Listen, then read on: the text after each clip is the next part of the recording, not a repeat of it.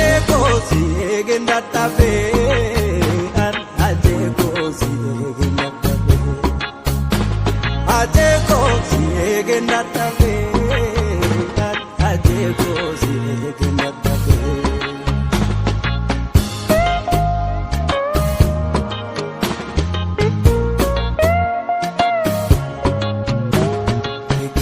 Minyate sigane frekisa jabatu sabab kufa wayoka jabajirma hundesa ri adula adu boro urji galesa kanti hunda chalu wayoka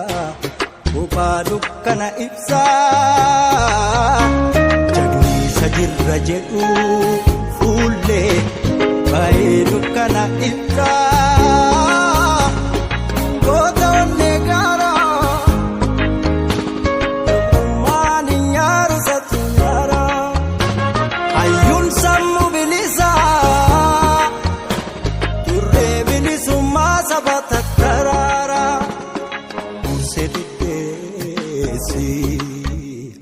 Urur se awashi Urse desi Urur se awashi Ajeko jaba ilmu dugati Ajeko duguru kapso Ajeko jaba ilmu dugati Ajeko duguru kapso Ajenko jaba ilmu dugati Ajenko guru kapso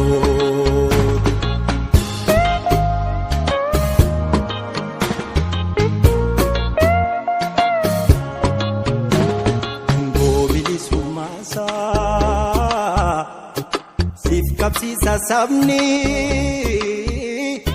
Sidang kacalu Sifsi desa taloni Ri adula adu Boro urji galesa Kalchi hunda chalu Wayoka Ubadukana ibsa Jagni sajirra jedhu fulle Baydukana ibsa Ajeko jaba ilmu dugati Ajeko duguru kapso Ajeko jaba ilmu dugati Ajeko duguru kapso Ajeko jaba ilmu dugati Ajeko duguru kapso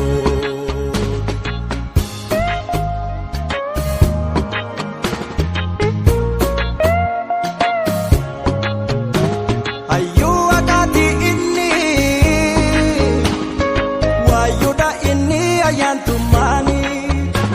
Kota Puru Jalenja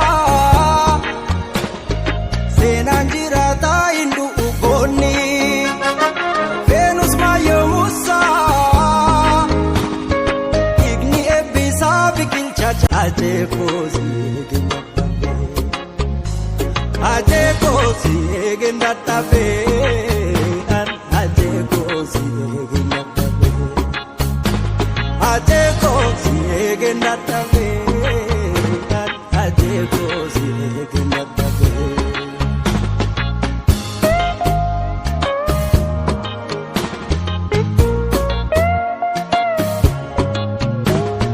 Kichiri minyate sigane frekisa jabatu sabab kufa wayoka Jabajirma hundesa Ri adula adu Boro urji galesa Kalchi hunda chalu Wayoka Upadukana ibsa Jagni sajirra jedhu fulle Baydukana ibsa Goota onne gaara